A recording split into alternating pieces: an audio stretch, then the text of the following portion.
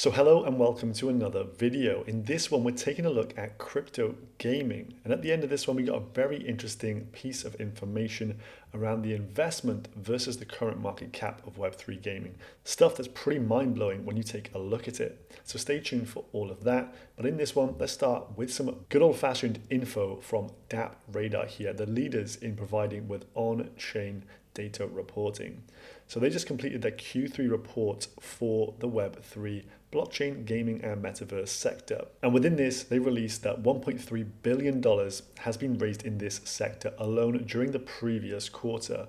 Now, this is less than in Q2. However, we're already leaps and bounds above the 2021 investment in this market sector, which is actually quite mind-bending when you think about bull market versus bear market. So this initially establishes one key fact: investment into this sector is rife.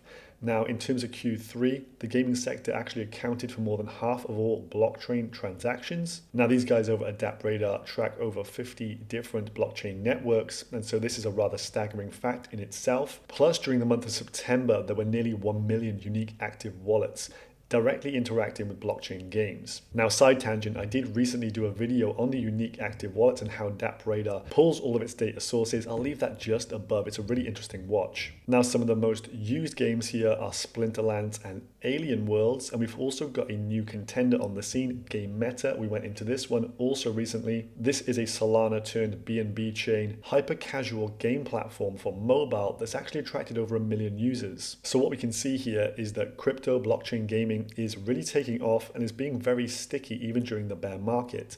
We're seeing a lot of unique active wallets as Dapp Radar measures it, and this means that there are players here and staying in the crypto space. Within Q2 and Q3, we also had a new era begin with the move to earn paradigm shift. Now, this one seems to be getting milked more and more and more, but things are getting a bit more experimental within this sector. So with Steppen, we kind of seen the first innings of this, and although they had very much Ponzonomics behind them, we've seen future iterations from teams such as Sweat Economy, and there's an upcoming one called Olive X. So as iteration occurs, there's going to be bigger and better things coming in the move to earn sector, Sandbox being the ones behind Olive X here, and this is a little cookie crumb as to what is to come in the fitness and metaverse space. Now, you may have also seen that Sandbox have partnered with the likes of Atari, the world famous gaming company, and also a big brand, The Walking Dead. So although you may have heard some silly facts like there's only 40 people utilizing Decentraland right now, but if you do dig a little bit deeper, you will see that there is a lot more going on in this market, and the way they measure those metrics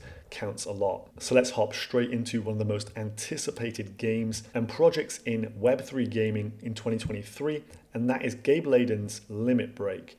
So this one has been building quietly in stealth. We did cover it on a previous video. I'll leave just above and in the description for you guys. But essentially, Gabe here is one of the Web2 leaders. He created Free to Play and has had some super successful companies and exits behind him. Now, in his new Web3 move here with Limit Break, he had his own twist on things with the free to own era. This is where he actually minted a new NFT project. I'll just shorten them down to Digi, as they're pretty hard to pronounce. And these are going to be one of the methods for value accrual into the Limit Break ecosystem. But more on those NFTs in just a second. Now, the headline here is that his company, Limit Break, have now penned a deal for a $6.5 million Super Bowl advert. So as you may or may not know, the first Sunday of February is Super Bowl Sunday, and those adverts get seen by tens, if not hundreds of millions of viewers worldwide. And now Limit Break is going to be the first blockchain game to get its own Super Bowl ad. So let's break down Gabe's tweet storm here. Within his name, he has free and own in there, i.e. the free to own movement.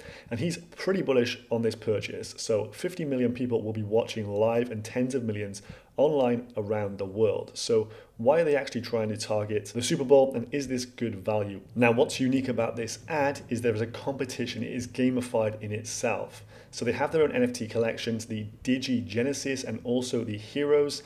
And what they're going to do is run a competition to get your potential NFT featured within these Super Bowl ads. So this adds huge utility to the collection of NFTs. And, this could be a pretty groundbreaking moment where, you've got these NFTs, maybe they just sit pretty in your Twitter profile, but here they could be seen by tens of millions of individuals worldwide. So what bigger flex would there be than to have your NFT displayed at the Super Bowl? I think there's pretty much nothing that can top that.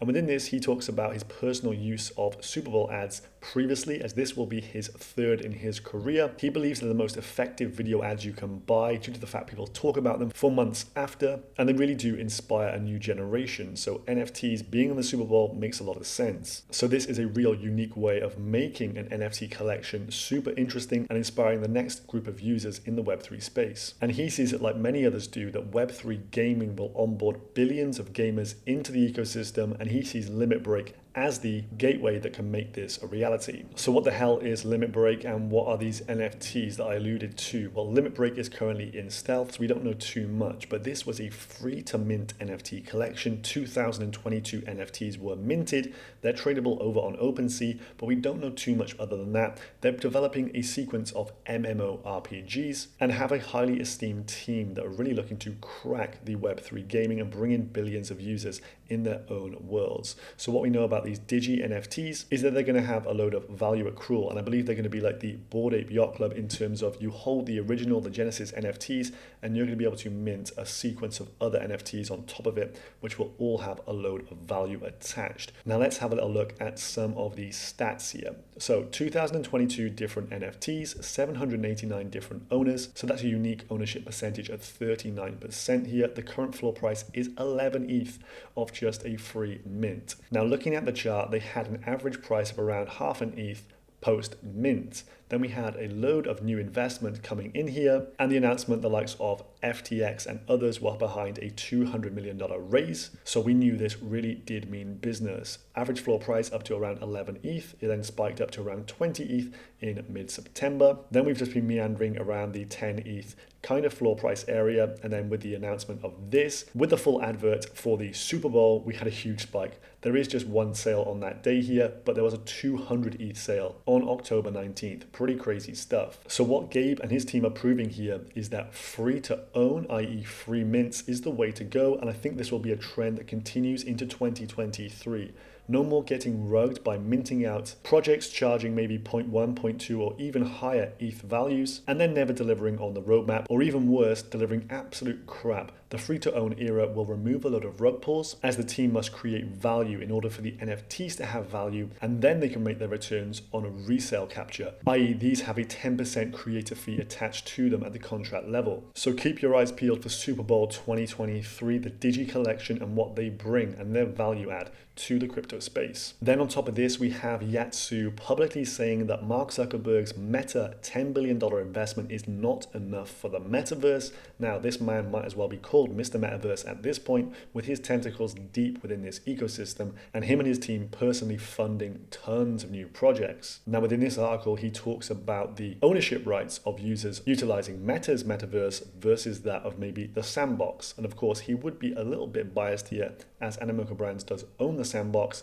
but he makes a very good point here that all value accrual will go to Meta if you utilize their metaverse, but over on Sandbox there's just a 5% royalty for stuff, so you retain 95% of all value put in. Now what we're seeing here late in 2022 is the movement of Web2 brands, but also more than that, individual brands, actual celebrities, bands, etc. are moving into the metaverse and gaming space. We have the IP of Gordon Ramsay, famous for Kitchen Nightmares series and a lot of swear words, entering the Sandbox game, as too will Slipknot, the heavy metal band that everybody knows about and your mother probably detests. Sandbox also boasts recent partnerships with Adidas, who have partnered with Bored Ape Yacht Club, and even a Chinese newspaper, the China Market Post. So let's put this all together and blow your minds with an interesting stat here. So what we're seeing is huge investment by major venture capitalists into crypto gaming and metaverse. They funded $200 million for Limit Break, and all they've delivered so far is an NFT collection. We're seeing Sandbox, the metaverse, partner with everybody and their dog, and we're seeing continued investment into this ecosystem to the tunes of tens and even hundreds of millions of dollars